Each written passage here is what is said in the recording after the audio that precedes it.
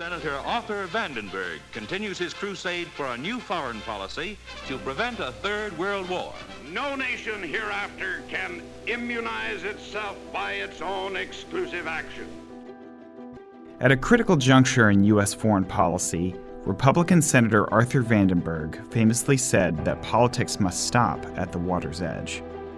Senator Vandenberg was the leading Republican internationalist of his day, and he would become the legislative architect of the United Nations, NATO, and the Marshall Plan. But early in his career, Senator Vandenberg was an isolationist in keeping with his party's politics at the time and his Midwestern upbringing. World War II and the unprecedented challenges of the post-war era changed his mind. He concluded that the U.S. must assume an active role in leading the New World Order, and he was willing to cross the aisle to help make that happen. Before the Senate Foreign Relations Committee. Senator Vandenberg chaired the Senate Foreign Relations Committee for a brief but critical period from 1947 to 1949. It was a dangerous time. The Soviet Union was bringing down the Iron Curtain, and Europe was in ruins. If nothing was done, a war might return, just as it had after the First World War. Only collective security can stop the next great war before it starts.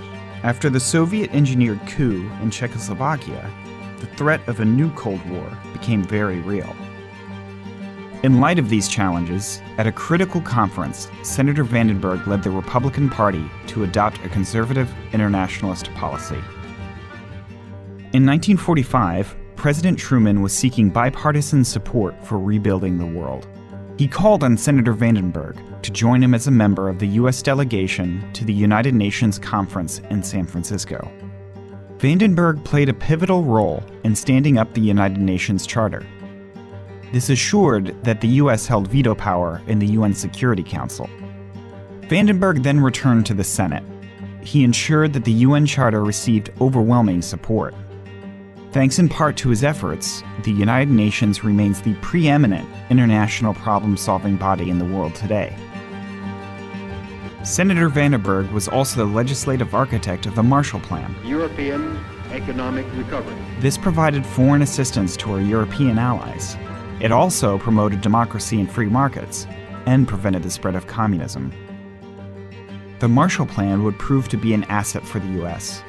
The amount of American goods and services Marshall Plan countries purchased far exceeded what we provided in post-war aid. This massively successful investment proved to be one of the defining efforts of U.S. foreign policy.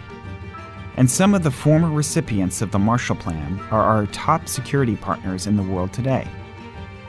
To ensure the success of the Marshall Plan, our European security partners sought a new security umbrella with the U.S., the North Atlantic Treaty Organization, or NATO. They recognized that freedom and prosperity were linked to security. Senator Vandenberg agreed. He led the critical debate in the Senate to get the treaty passed for NATO. For the third time, he became the bipartisan champion of a definitive post-war institution. In 1948, Senator Vandenberg declined the opportunity to run for president on the Republican ticket. Instead, he chose to remain focused on his efforts in the Senate. But tragically, his groundbreaking work and political career were cut short in 1951 when he died of cancer. Senator Vandenberg was a foreign policy giant at the center of rebuilding the post-war world, but many of his contributions have been forgotten.